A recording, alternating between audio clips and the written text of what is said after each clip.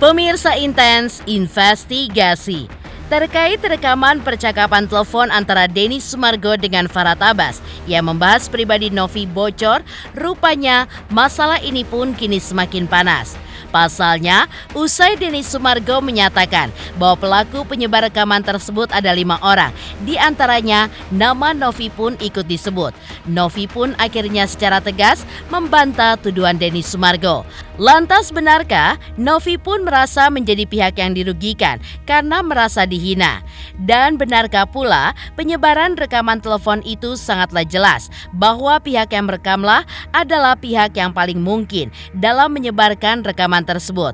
Lalu, dengan melihat Novi yang geram atas tudingan Denny Sumargo, apakah benar komunikasi antara Novi dan Densu sudah terputus? Di sisi lain, seperti apa juga kasus penyiram air keras terhadap Agus Salim yang kini masih bergulir, di mana sidang lanjutan kasus tersebut kembali digelar di Pengadilan Negeri Jakarta Barat pada tanggal 13 Januari 2025 kemarin.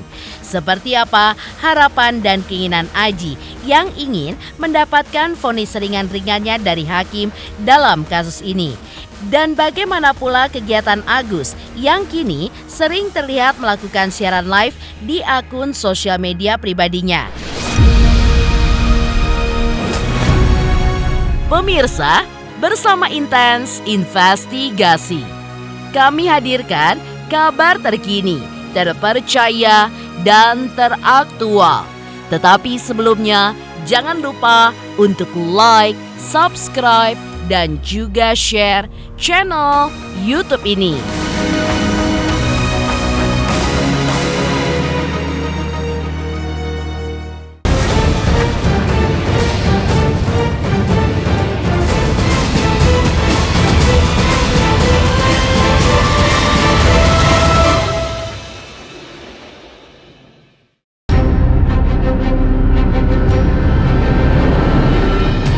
Beberapa waktu lalu, Denny Sumargo sempat menjadi sorotan publik usai rekaman teleponnya dengan Farhad Abbas bocor di sosial media, di mana isi rekaman percakapan di antara mereka membahas tentang kehidupan dan juga status sosial Novi dan mencurigai sumber penghasilan Novi.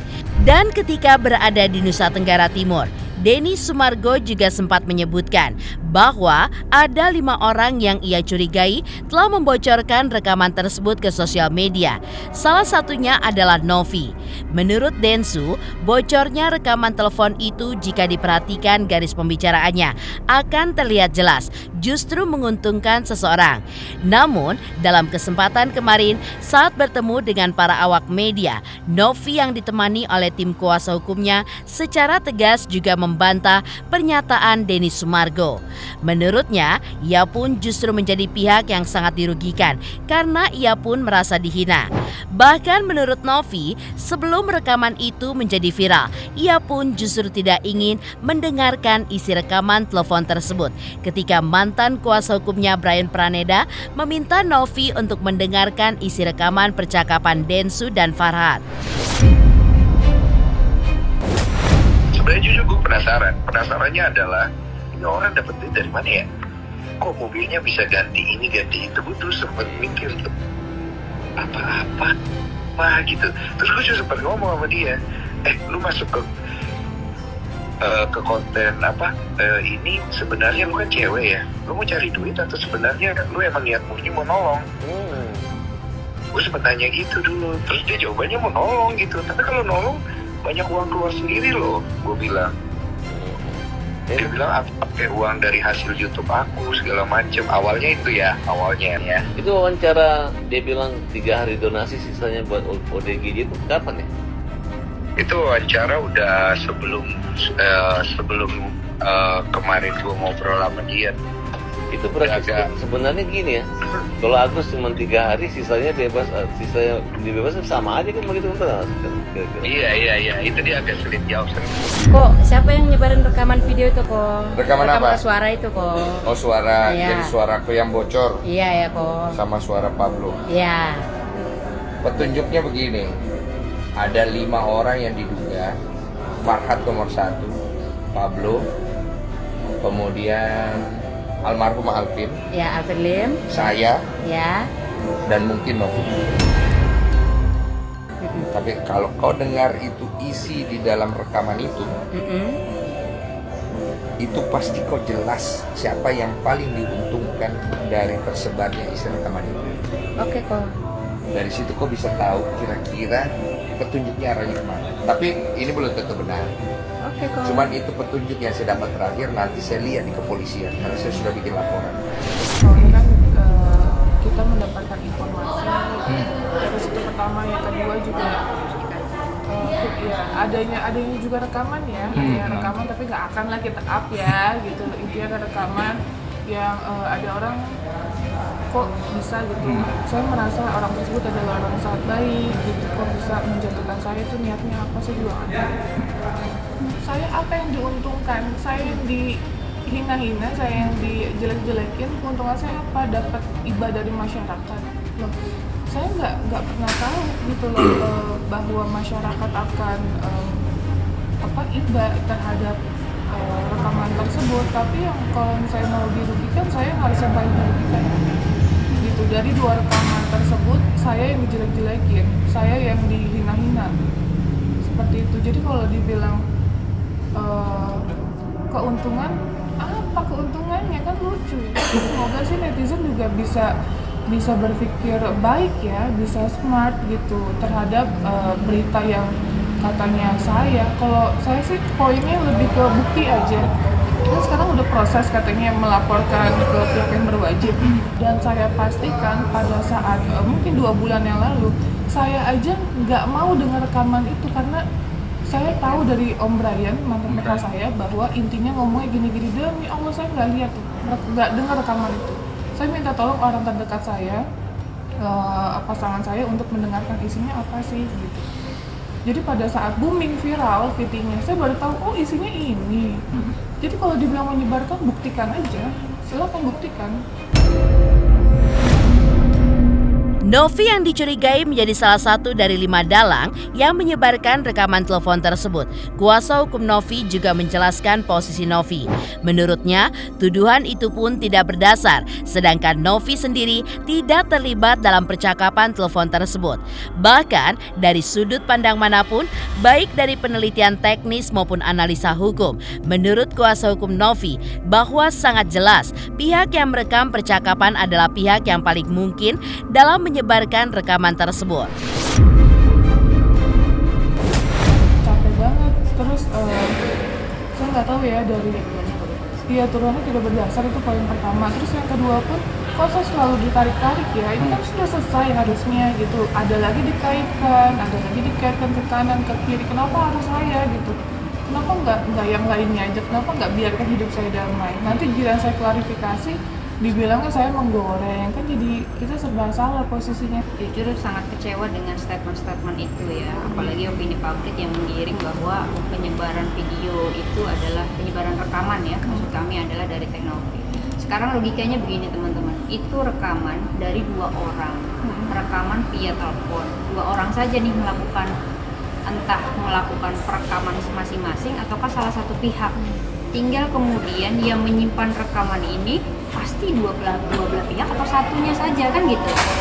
Kemudian kalau kemudian teteh yang menyebarkan itu jauh gitu dari 2 orang ini gitu. Jadi sudah pasti pelaku utamanya adalah salah satu di antara 2 orang ini saja gitu. Jadi nggak mungkin yang lain, apalagi ada opini ya yang dibangun secara terang-terangan 90% bahwa Teknopilah yang menyebar gitu.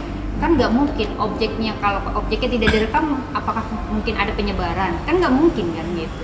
Sehingga sudah kita pastikan, dapat dipastikan dari segi manapun, penelitian manapun, pasti yang merekam adalah yang menyebarkan. Ya, misteri yang selama ini menyelimuti rekaman percakapan telepon Farhat Abbas dan Densu akhirnya kini terungkap. Kemarin, Novi pun membuat sebuah pengakuan yang mengejutkan yang tidak disangka-sangka. Dengan suara bergetar, ia pun mengungkapkan bahwa ia sudah mengetahui siapa sosok di balik penyebaran rekaman tersebut. Yang menurut Novi, informasi itu ia dapatkan dari Emma Waroka. Awalnya, Novi pun merasa tidak percaya saat mendengar nama yang disebutkan. Namun, dengan adanya bukti-bukti yang diberikan oleh Emma Waroka, membuat Novi pun akhirnya terkejut. Dan kebenaran itu pun juga sungguh memukul hati Novi, yang ternyata pelaku yang menyebarkan rekaman tersebut adalah seseorang yang begitu dekat dengannya. Lantas, siapakah dia? Kemarin Kak Emma Waroka ya, yang memiliki bukti ya, bukti yang jelas A1 bahwa yang menginformasikan itu, yang menyebarkan itu siapa, itu ada bukti chatnya gitu. Jadi yang jelas bukan saya. Saya tadi malam ketemu sama beliau, saya baca secara langsung di infonya, kaget kok bisa si ini tapi yang kena saya. Rambut boleh sama hitam, tapi hati manusia nggak ada yang tahu. Kalau itu kan nanti terbuka dalam proses yang ada di polisi. Iya, karena jujur kami senang kalau kemudian semuanya berproses secara sesuai dengan aturan ya. Aturan misalkan ada pelanggaran hukum silakan tempuh di jalur hukum. Ada pelanggaran kemudian soal dana apa segala macam di gugatan silakan kemudian di gugatan. Biar tidak berkembang liar gitu. Kalau berkembang liar ini kan edukasi ke masyarakat juga jadinya buruk gitu. Dan semakin panjang gitu. Novi kemudian juga mengungkapkan tentang hubungan komunikasinya dengan Denny Sumargo. Ia pun menjelaskan bahwa kini ia dan Densu memiliki kesibukan masing-masing yang membuat interaksi mereka pun menjadi semakin jarang. Novi pun mengaku bahwa komunikasi terakhir di antara mereka terjadi saat keberangkatan menuju NTT adalah sebuah momen yang sekaligus menjadi penutup perjalanan kebersamaan mereka. Nggak ada masalah apa-apa, itu mungkin banyak orang yang seolah-olah dibikin huru-hara aja supaya rame, mungkin nggak tahu sih. Tapi kalau saya pribadi saya nggak ada masalah sama siapapun. Komunikasi sibuk masing-masing. Terakhir komunikasi pas Mas Geri sebelum berangkat itu kan kesepakatan ya, maksudnya Bang Densu maunya seperti itu. Mas Geri juga mau seperti itu dari yayasan, terus ada pihak lain juga mau seperti itu. Dan kita lihat dari suara donatur gitu ya, yang saya lihat di media sosial kan emang maunya begitu gitu. Jadi intinya kemanapun penerima manfaat lainnya, yang penting bukan ke si Mas AS ini kan, setahu kita seperti itu. Saya nggak merasa nyindir dia. Untuk orang yang harusnya nggak perlu merasa ya. Nggak ada saya. Lantas seperti apa pula kasus penyiram air keras terhadap Agus Salim masih bergulir, di mana sidang lanjutan kasus penyiraman air keras terhadap Agus Salim kembali digelar di Pengadilan Negeri Jakarta Barat. Seperti apa harapan Aji yang ingin mendapatkan vonis ringan-ringannya dari hakim? Selamat untuk Intens Investigasi karena sudah mencapai 3 juta subscribers di YouTube. Sukses selalu dan all the best.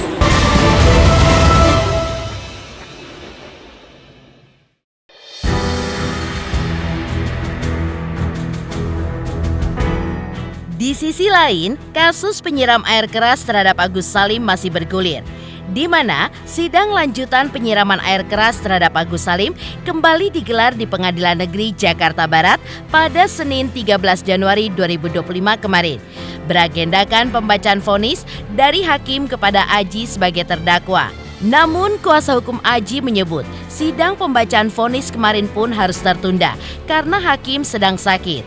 Atas penundaan tersebut, sidang pembacaan vonis akan kembali dilanjutkan pada Kamis 16 Januari 2025 mendatang. Ditemui awak media usai jalani persidangannya, kuasa hukum Aji juga meminta keringanan hukuman seringan-ringannya kepada majelis hakim berdasarkan rasa keadilan dari suara masyarakat.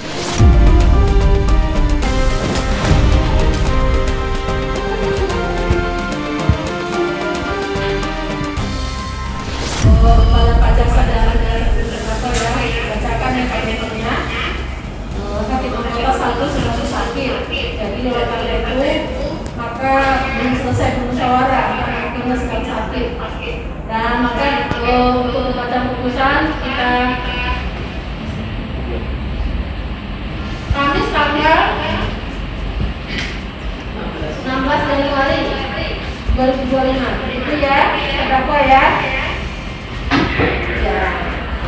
Ya Pak Jaksa, tolong karena itu adalah sidang teroris, tolong agak diteruskan Pak Jaksa. Ada lagi sampaikan cukup. Sidang hari ini seharusnya memang agenda pembacaan putusan vonis Aji tanggal 13 Januari.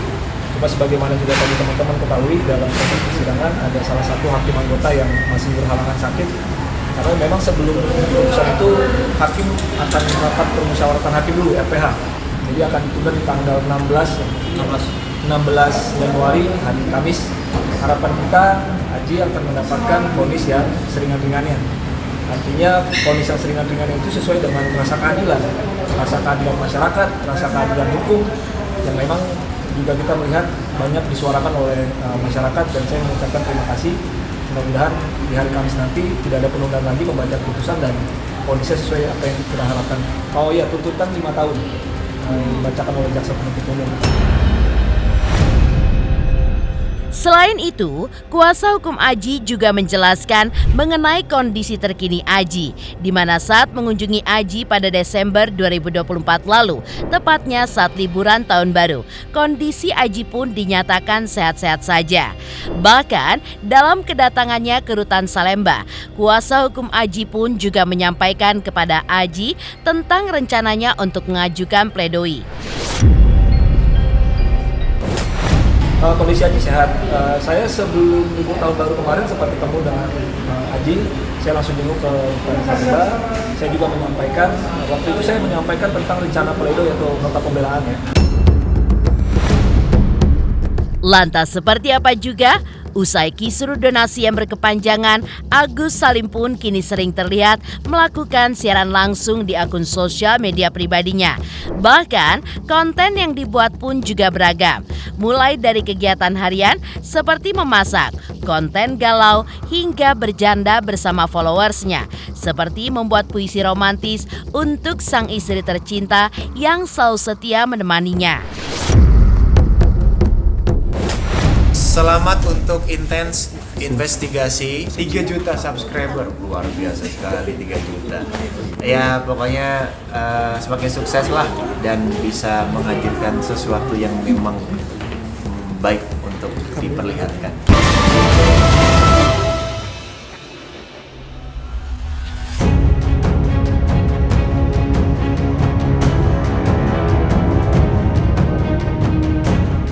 Agus Salim kini justru tampil lebih personal dan juga hangat di media sosial pribadinya. Agus pun kerap mengisi harinya dengan melakukan siaran langsung, menyajikan beragam konten yang menggambarkan kehidupannya yang begitu sederhana, namun penuh dengan makna. Mulai dari kegiatan sehari-hari seperti memasak di dapur kecilnya, berbagi curahan hati dalam konten galau, hingga menciptakan momen kebahagiaan bersama para pengikutnya. Salah satu yang paling mencuri perhatian adalah puisi-puisi romantis yang Agus persembahkan untuk sang istri, Elmi Nurmala, wanita yang setia untuk mendampinginya di segala keadaan. Dan inilah sepenggal puisi cinta untuk Agus Salim yang ia ungkapkan secara tulus dari hati terdalamnya untuk belahan jiwanya itu. Cintaku pada istriku tidak akan pernah bergelombang ketika ada benturan, karang, apapun itu. Tapi istriku tetap tegar menghadapi semuanya. Istriku.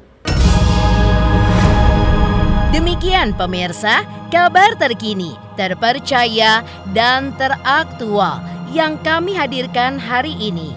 Saksikan terus Intens Investigasi setiap hari Senin sampai dengan Jumat, tayang 5 kali sehari, dan Sabtu tayang 3 kali sehari, yaitu pada pukul 11 siang, 12 siang, 3 sore, dan 6 sore. Tentunya hanya di YouTube channel. Dan pastikan jangan lupa untuk like, subscribe, share, dan komen channel Intens Investigasi.